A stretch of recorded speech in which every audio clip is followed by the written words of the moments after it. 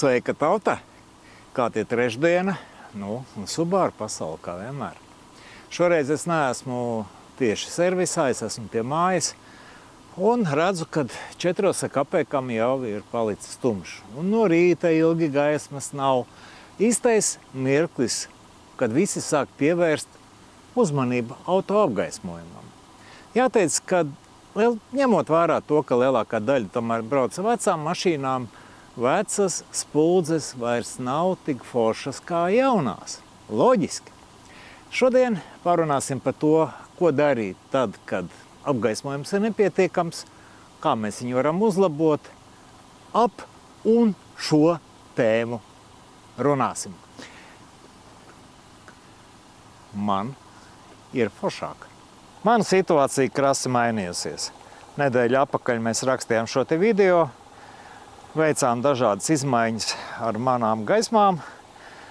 Tagad man ir jau tuvās gaismas baltas, nerunājot par tālajām. Ja mēs skatāmies uz tādas jaunākas ģenerācijas automašīnu lukturiem, LED lukturiem, tad arī tur ir dažādas problēmas. Problēmas ir saistītas ar elektroniskām ierīcēm, kas ir tādā pašā lukturī, kuras no dzinēja temperatūras, no visa mēdz iziet no ierindas. Ja? Un tad tāda luktura remonts, viņš vairs paša spēkiem parasti nebūs iespējams, būs jāvēršās kādās darbnīcās. Un dažkārt tā luktura remonts varbūt pat nebūs iespējams, varbūt lukturs pat viss būs jāmaina, vai ir kaut kāda, sauksim, slimība, ja, ar kuru dažādi autoražotāji cīnās, kā to paveikt. Un es pat esmu dzirdējis, jau ir kādas mašīnas, kas ir atteikušās no LED lukturiem un aizgājušas atpakaļ pie Xenon lukturiem, kas ir mazliet tā kā netik sarežģīti, varbūt netik advancēti, bet tomēr stabilāk strādā. Modernākām mašīnām, kam ir Xenona gaisma, kam ir LED gaismas, neizbēgami tur atradīsies tāda lieta kā automātiska lukturu augstuma korekcija. Atrodas, cik redziet, ļoti, ļoti tīrā vietā. Vide, man liekas, ir perfektākā no mašīnas, kur atrasties tādai lietai, kas ir pēc būtības smalka elektronika, kas palīdz piekuraģēt gaismas staru.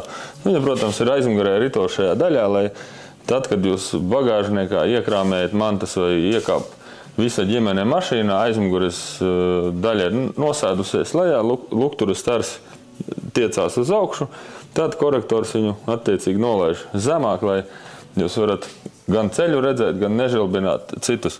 Te es pie viena gribu parādīt, cik smalks tur iekšā ir vadiņš. Varbūt var redzēt.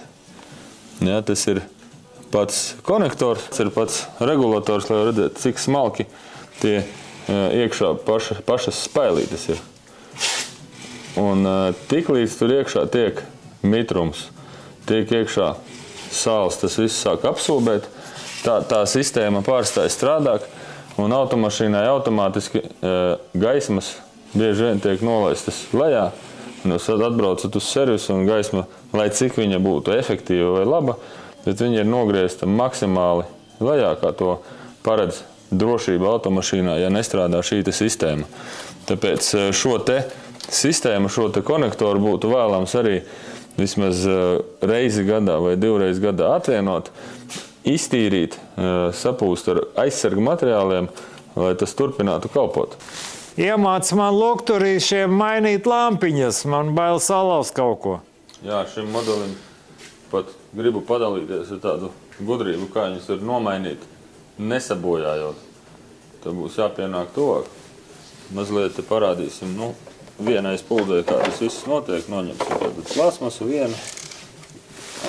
Ieslēgsim gaismu, lai mums ir, kā sakot, homo sapiens vispār izdzīvoja, tāpēc, kur gaismu gāja. Tā kā tā, skatāmies, kas te darās.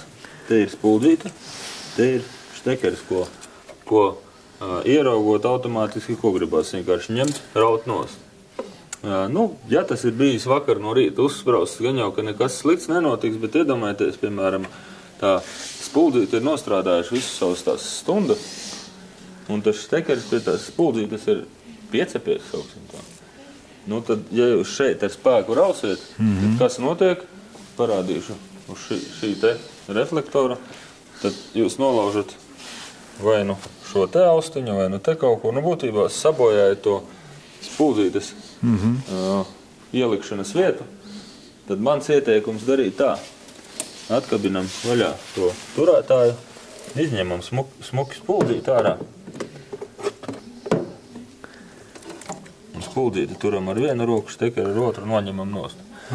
Tieši atpakaļ mans ieteikums nedarīt tā pretēji, kad ar visu vadu likt iekšā. Tad, protams, ka spuldzīti atliekam atpakaļ tur, kur viņai ir paredzēts, kas ir būtiska lieta, ka spuldzītes var ielikt arī nepareizi. Un tiklīdz viņi ieliek nepareizi, stars arī vairs nebūs. Vai neieliek līdz galam. Tā kā būtiski viņu ielikt, smuki šo te fiksāciju uzlikt virsū un uzlikt stekerīt. Un viss strādās. Tik vienkārši. Bet, ir viens bet, var taču ātri arī sabojāt, ja gribās strauji to izdarīt. Kā tu skaties uz manu ideju? Nu, tagad ir modīgi visiem likt ārējās lampas, papildus apgaismojumu. Gan Temu piedāvā, gan AliExpress, gan LED akcijas un vēl kaut ko. Te jau baigi svarīgā lieta būtu tāda, ko tu esi izvēlējies. Jo piedāvā tiešām daudz un dažādas. Kas tam lācītiem vēdarā, to mēs redzēsim pēc uzstādīšanas. Šķiet vizuāli taču izskatās varen labi. Es ceru, ka viņš arī dos efektu, jo daudziem esam šādi uzstādījuši. Un ir tā vērts, jo it ceļš ar tālo gaismu, ceļš, ka tev nav vispār ne mašīnas brauc pretī nekas. Tu iespēj to tālo gaismu ar papildu lukturu un tev izgaismots ir liels gabals ceļa, plašs. Un pēc tā jau tu tad arī vari vadīties, kur tu atrodies un kas tev atrodas. Nezinu, kāds varbūt zvērs vai varbūt kāds, nezinu, varbūt kāds autiņš ziemā ieslīdējis grāvīt, viņi laicīgāk pamanīs. Tas drošību palielina, es domāju, pa procentiem varbūt visiem tuvu 100, jo šīs te papildu gaismas ir tā vērts. Nobeidzot tematu lukturi, apgaismas ierīces, vienā vārdā sakot, tad mans ieteikums vismaz vienreiz gadā iziet cauri līdzīgi kā kaut kādai ritošai daļai, nevis vienkārši ar tādu skatu, vai viss deg, bet tiešām iedziļināties niansēs un saprast, kā tas viss varētu kalpot, kā varētu palīdzēt braukšanā.